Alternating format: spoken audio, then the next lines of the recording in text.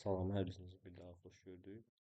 Bugün sizlə spam barəsində danışacağıq. Spam açılışı Switch Port Analyzer-dır. Spamın fərqli bir formatda var. RSpam. RSpam da Remote Switch Port Analyzer-dır. Spamla RSpam arasında kiçik fərqlər var. RSpam remote şəkildə yerləşdirilən Linux-cal, IPS, IT cihazlarına konfigurasiya olunur. Spam isə lokal servislərdə networklərdə tətbiq olunur. Bizim qurduğumuz hal-hazırki bu şəbəkədə spamdan qurulması və spamın necə istifadə olunduğu ilə bağlı ətraflı danışacağıq. İlk öncə spamı biz VLAN-lar üzərində tətbiq edəcəyik. Başlayaq VLAN-larımızı quraq. Sizin vaxtınızı çox almamaq üçün PC-lərə IP-ləri təyin etmişəm. Başlayaq switch-in konfigurasiyasından ilk öncə. Switch-in konfigurasiyası Enable mode keçirik Global config moda. Global config modda VLAN yaradırıq. VLAN 10 ad veririk. Default olaraq SMM alına gəldi. SMM deyiləm. VLAN 20. VLAN 20-yə name olaraq atırıq IP-ni.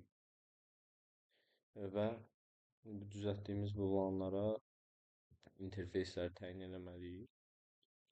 Daxil edirik interface range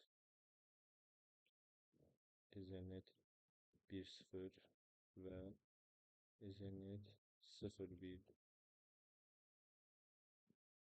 switch port mode access switch port access VLAN 20 VLAN 10 ilk öncə bunu edək. VLAN 10'a təyin eləmişik onları. Sonra keçək digərlərinə interface range Ethernet 0, 2 və 3 switch port mode access switch port access VLAN 20 dur VR switchlər yaddaşa yazırıq. Və biz VLAN-ların bir-birləri danışması üçün ROAS prosesini istifadə edəcəyik. ROAS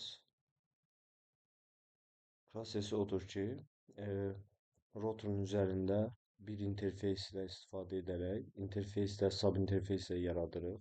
Sanki bu hər VLAN üçün ayrı bir port, ayrı bir link ayrılıb router üzərində bunu təmsil edir. Bundan əvvəl switchdə routerla birləşən hissəsini trunk eləməliyik ki, bütün portlar, bütün VLAN-lar bir normal şəkildə routerə ötürülsün, enkapsulyasiya olmadan. Başlayaq onu edək. Interface Ethernet 0 0 daxil olduq interfeysimizə. Burada switch port encapsulation switch port də göstərim sizə, diqqətlə baxın. .1Q yox, etməli olduğumuz trunk encapsulation .1Q switch port mode trunk dur VR və portun down'dan up'a çevrildiyini görürsünüz. Yəqin ki, biraz böyüdüm, daha yaxşı görəcəksiniz. Down'dan up'a çevrildi və switchlə işimizi yekunlaşdırdıq. Keçirik router'a. Router'la sadaladığımız kimi sub interfeysləri necə edəcək onu göstərirəm. Bu etdiyimiz hələ ki VLAN-ın konfigurasiyasıdır. Spana keçməmişik. İlk öncə VLAN-la işimizi yekunlaşdıraq, şəbəkəmizi test edək. Şəbəkəmiz normal şəkildə bir-biri ilə əlaqə qura bilir bütün PC-lər. Burada heç bir problemimiz olmadıqda spana keçəcəyik. Keçirik Global config moda. Config mod. Interface 1.0 interface fəsildən yazmıyorum. interface 1.0 daxil olduq. Bu mesaj deyirik və bu interface 1.0 ilə işimizi yekunlaşdırırıq. İnterfeysin up olduğunu gördünüz. Logo gəldi. Daxil oluruq interface fast ethernet 1.0.10. Buradakı belə bir interfeys mövcud deyil. İlk öncə bunu deyim sizə. Bu interfeysi özümüz yaradırıq. Buradakı point sub interface olduğunu, on isə default olaraq istədiyiniz bir şey əlavə edə bilərsiniz. Mən VLAN 10 üçün nəzərdə tutduğuma görə 10 əlavə etdim. Daxil oluruq buna. Burada ilk öncə edəcəyimiz encapsulation.1q. .1q 802.1q-dür. Bu protokol VLAN-ların enkapsulyasiyasında istifadə olunur. Protokol özlüyündə çox genişdir. Ətraflı istəsəz başqa bir video çəkərik bununla bağlı. .1q, .1q-dən sonra VLAN ID-sini qeyd etməliyik. Bunu qoysam görəcəksiniz. VLAN-ın ID-sini tələb edir bizdən. Onun üçün nəzərdə tutmuşduq. VLAN ID-sini yazırıq və bu interfeysə IP əd edirik. .1 255.255.255.0 yekunlaşdırdıq bu interfeysdə də işimizi. Daxil oluruq ikinci interfeysə. VLAN 23 üçün nəzərdə tutduğumuz 1/0.20. Bu interfeys də sadaladığım kimi mövcud deyil və bunu biz özümüzdən düzəldirik. Encapsulation prosesini tamamlayırıq ilk öncə.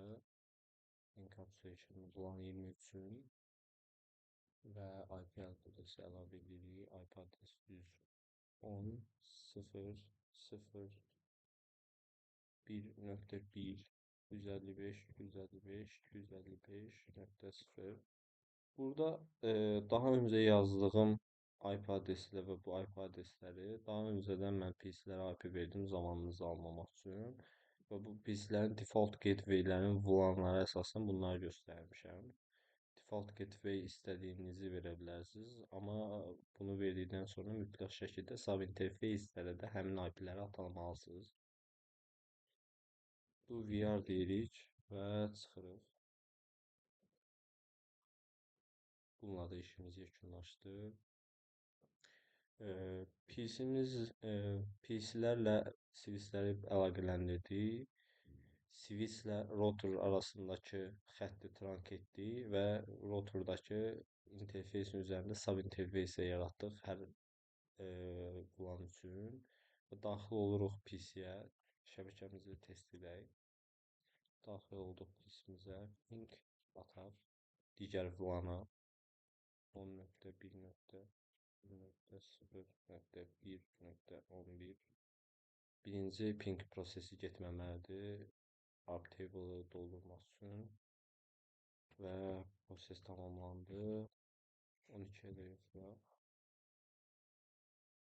Bəli, ikinci də uğurlu oldu. Şəbəkəmiz normal şəkildə işləyir. Span prosesinə keçə bilərik. Span üçün biz daxil oluruq switchimizə təkrar olaraq. Switchimizdə biz monitor session, monitor prosesi daxil etməliyik. Giririk bura. Qlobal modda təbii ki. Monitor, session. Sessionlar özlüyündə 1 və 66 arasında nömrələndirmə qəbul edir. Biz session 1 istədiyinizi əlavə edə bilərsiniz və hər session yalnız bir destination link üçün tətbiq oluna bilər. Bunu mütləq şəkildə nəzərinizdən çıxartmayın. Session 1 ilk öncə source-u daxil edirik. Source daxil etdikdən sonra iki şəkildə biz paketləri analiz edə bilirik. Bir interfeysin üzərindən, yəni linklərin, portların üzərindən gedənləri, bir də VLAN-ların spesifik olaraq paketlərini izləyə bilərik. Biz VLAN-ların üstündə işləyirik hal-hazırda. VLAN-ları qeyd edəcəm. VLAN onu izləmək istəyirik. VLAN onu və daha sonra BOS, RX və yaxud da TX. BOS-u seçirik. BOS həm gələn, həm gedən trafiklərin hər ikisini görmək üçündür. Ona görə BOS İstəsəz seçiminizə görə trafikdə nəyi analiz etmək istədiyinizə görə dəyişir bu. RX, TX seçə bilərsiniz. Source-u qeyd etdik. Daha sonra biz qeyd etməliyik destination. Bu Vulan ondan gələn tutacağımız paketlərin hara göndəriləcəyini, harda analiz edəcəyimizi göstərir. Daha əvvəl qeyd etdiyim kimi IPS, ITS, Wireshark, Linux kimi cihazların üzərindən spesifik olaraq həmin paketləri biz analiz edə bilərik. Session 1, Destination. Destinationa interfeysi qeyd edirəm. Lokaldan söhbət gedir çünki zaten switchimizə bağlıdır. İnterfeysin adını qeyd edirik. Linux cihazımıza bağlı olan interfeys görürsünüz burada. Y1 interfeys Y1.1 Duvia və burada işimizi yekunlaşdırdıq. Bir şey də nəzərinizə çatdırım. Monitor modda, monitor daha doğrusu session yerləşdiririk, span qururuqsa, span qurduğumuzda hardan biz paketləri analiz edəcəyiksə, mütləq şəkildə həmin linkin statusu, modu access modda olmalıdır. Mütləq şəkildə. Bunu da yadda saxlayın. Daxil oluruq interfeysimizə Y1.1 Ethernet 1.1 daha doğrusu. Mən qısaltmaları daha çox istifadə edirəm. Günlük həyatımda da belə praktikalarda da üzrü sayın.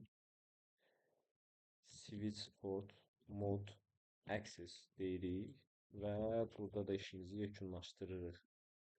Keçirik Linux cihazımıza. Linuxda əsas məsələ burada başlayır. Linuxumuz açıldı. Linux cihazlarının içərisində keçirik super user moda. Sudosu bildiyiniz kimi default kali, parol kali olur. Hər zaman istəsəz dəyişdirə bilirsiniz bunu. Burada mən sizə belə bir şey deyim. İlk öncə sizə göstərim ki, Linux cihazımızın IP-si fərqlidir və bu networklə heç bir əlaqəsi yoxdur IP olaraq. Ifconfig. Görürsünüz 192.168.1.10 IP-dəki heç bir cihazla birbaşa təmas qura bilmir, heç kimlə danışa bilmir. Yalnız switch-ə əlaqəsi var. Şimdi üzr sayı şimdi deyirəm. Etməli olduğumuz Linux cihazlarının paket tutarkən iki modu var. Paket tutarkən deyil, yəni Linux cihazlarının Ethernetdən qəbul etdiyi zaman paketləri qəbul ediləcək iki modu var. Promiscuous mod, bir də normal mod var. Promiscuous mod sənin cihazının MAC adresindən asılı olmayaraq şəbəkədə fırlanan, şəbəkədə gəzişən bütün paketləri analiz etmək üçün nəzərdə tutulmur. Onun kodu da belədir. Ifconfig Ethernet Promiscuous yazırıq və yekunlaşdırırıq. Sonra Wireshark açırıq. Wiresharkdan sonra belə bir işarə əlavə edirik. And işarəsi. Və Wireshark açılır. Hansı cihaza bağlı olduğuna baxırsınız. Ethernet 01 üzərindən bağlıdır şəbəkəyə. IP-sini də görürsünüz üzərində 192.168.1.10. Biz bunu açırıq. Normalda heç bir paketin fırlandığını görməyəcəksiniz. STP və CDP paketlər xaric, Cisco Discover və Cisco Spanning Tree. Daxil oluruq bura. PC-nin birindən. Burada session açıq olan PC-miz olmalıdır, səhv eləmirəmsə. Session açıq olan PC 4-dən paket göndəririk bura. Və Linuxumuza qayıdırıq. Linuxumuza qayıtsaq, görürsünüz. Linux üzərindən Linux PC 4-dən digər vulanda yerləşən 10.0.1.12 IP-sinə göndərilən bütün pingləri tutdu Bu tək ping üçün deyil. Şəbəkədə istənilən paketi bu şəkildə siz tuta bilərsiniz. Bunu Linux'un boşun üzərində də görəcəksiniz. Paketləri qeyd edir burada da və paketləri yaddaşa da yaza bilərsiniz. Daha sonra Wireshark-da açıb analiz edə bilərsiniz. Bugünkü mövzumuz bu qədər. Təşəkkür edirəm zaman ayırıb izlədiyiniz üçün. Gələn videolarda görüşərik.